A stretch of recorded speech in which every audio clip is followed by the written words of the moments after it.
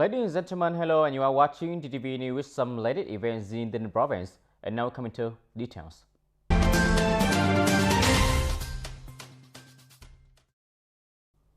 Dear audience, on June 23rd, the delegation led by Professor Dr. Nguyễn Hoàng Tuấn, Vice Chairman of the Central Theoretical Council, conducted a survey to study the development orientation of mobile border gate economic zones to 2030 vision to 2045.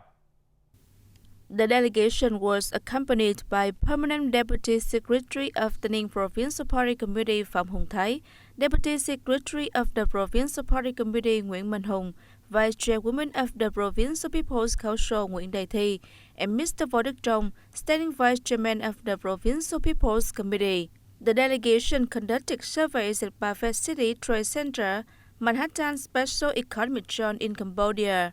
As for mobile border gate economic zone in Tay Ninh Province, the delegation surveyed a number of areas such as Khmer Border Gate, International Trade Center, housing areas, and lakeside parks. The proposed site of building a friendship golf course to West Wing communes of Trang Bang Town and Phi Long Eco-Tourism area. The survey was designed to learn about the location, potential, and development status of mobile border gate economic zone in recent years, serving as a basis for proposing viewpoints, goals, orientations, and solutions to develop mobile border gate economic zone in the direction of a green and sustainable urban industry border gate service area up to the year 2030 and vision to 2045. On June 23rd, the Vietnam Military Industry and Telecom Group has officially launched 5G service in Tay Ninh, making the locality the 19th province, the city in the country to have Viettel 5G coverage. Viettel has been licensed by the Ministry of Information and Communication to test 5G networks and services in the province. After a period of active and urgent investment and deployment of network infrastructure and other necessary conditions, Viettel's 5G has been officially launched in the central area of Tay Ninh City since midnight on June 23, 2022. Viettel's 5G has many outstanding features such as broadband, super-fast connection speed, ultra-low latency, much higher safety and security than 2G, 3G, and 4G networks. The coverage of Viettel's 5G in Tay Ninh Province promises to be a powerful launchpad to promote the province's outstanding digital transformation, contributing to building a digital government, digital economy, and digital society, thereby improving the quality of social life and people's satisfaction.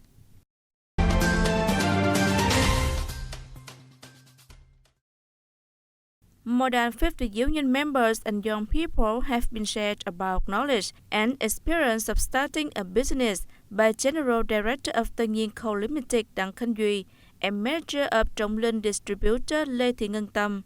Although facing many difficulties and challenges at first, but with the efforts to overcome disadvantages, up to now the units have gradually asserted their brand names and are operating effectively, made many positive contributions to the society. Union members and young people of Hoa Thanh Youth were interested and asked many questions about starting a business and were thoroughly answered by the guests. Particularly, startup capital is a matter of concern for many young people. Mr. Nguyễn Duy Hiếu, Secretary of Hoa Thanh Youth Union, said the state has various sources of funding to support young entrepreneurs. To access these funds, young people need a viable economic project and can contact the local youth union for advice and support.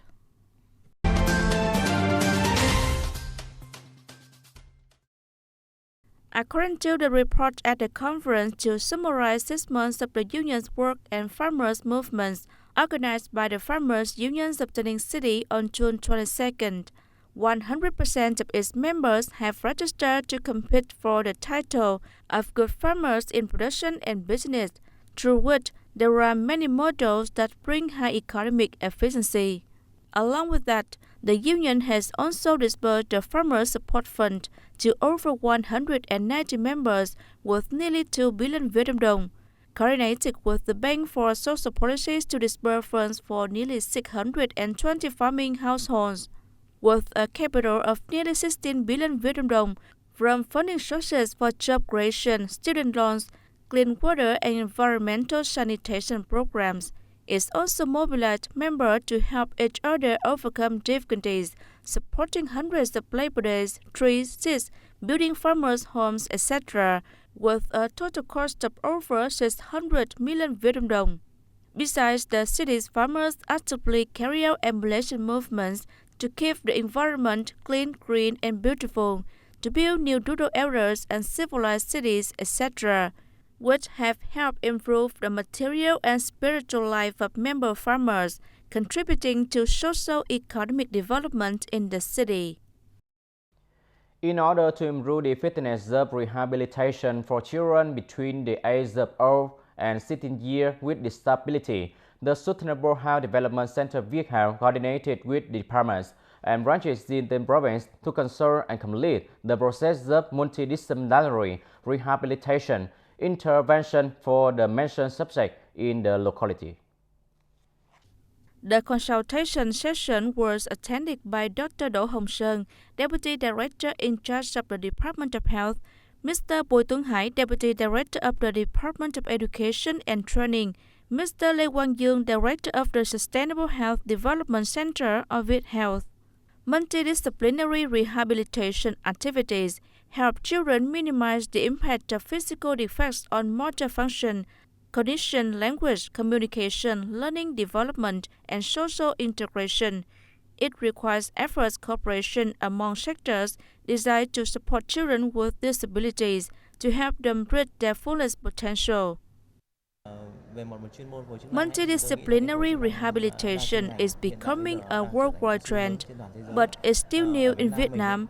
To be able to aim for the well-being of patients, multidisciplinary rehabilitation must include a full range of specialties, including doctors, therapists, speech therapists, special educators, and chiropractors, which is becoming a trend through which we can provide many kinds of services and fulfill the functions, needs, and goals of the people with disability to the fullest extent.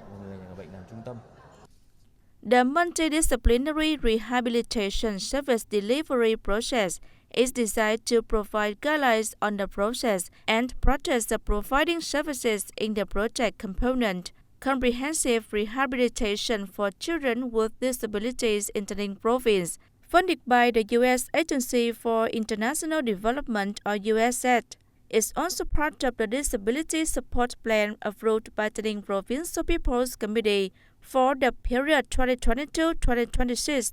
To achieve effectiveness, Việt Health coordinated with the Department of Labor, Invalids and Social Affairs, the Department of Health, the Department of Education and Training of the province to support and train human resources and experts, as well as provide intensive training in the field of rehabilitation, multidisciplinary rehabilitation, and transfer techniques to help link between specialties during the rehabilitation process for children.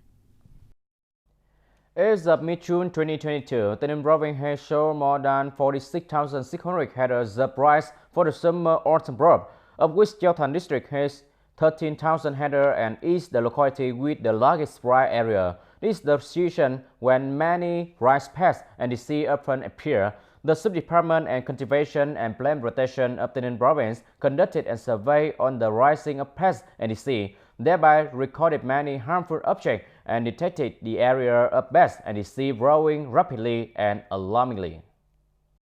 At the specialized rice cultivation area in Tri Bình Commune, Hoa Thanh District, more than 200 hectares of rice fields in Sâm Rùng hamlet have appeared harmful powdery mildew with increasing density, threatening to reduce rice yield if not prevented in time.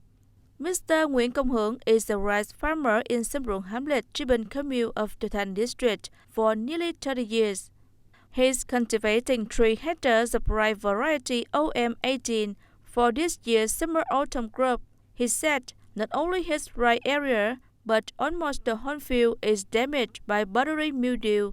Many rice growers are worried. Most of the rice fields in the whole district are in the growing stage, about 45 to 50 days old. From the inspection and field visit in the past 2 weeks, The staff of the Cultivation and Plant Protection Station of the Thanh District has discovered an alarming density of powdery mildew in the fields. Currently, the professional staff continue to closely monitor the situation and guide people to prevent and control the pest. Powdery mildew and bacterial leaf blight are the two diseases that appear in the past 2 weeks. Normally, when entering the annual crop, we train farmers, recommended them to regularly visit the fields and spray pesticides if it's found that the pests are already in density enough to cause damages to rice plants.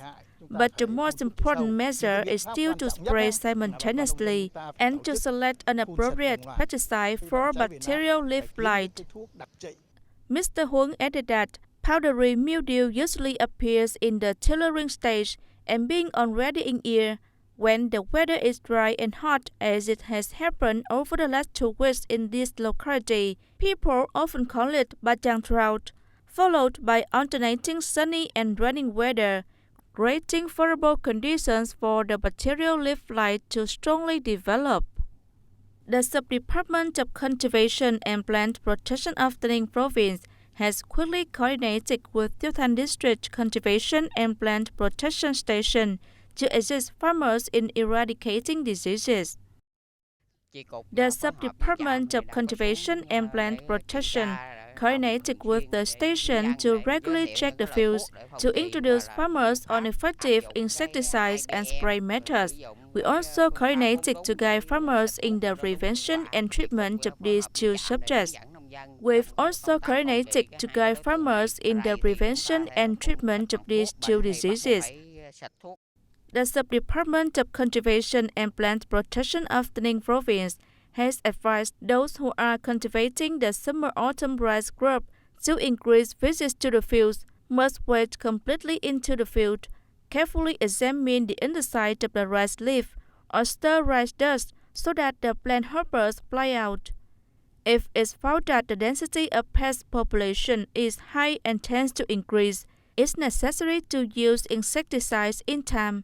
The sub-department also recommends some pesticides that can be used to spray, as well as how to spray to completely get rid of pests. Ladies and gentlemen, that's all for today TTV News. Thank you for watching and see you next time.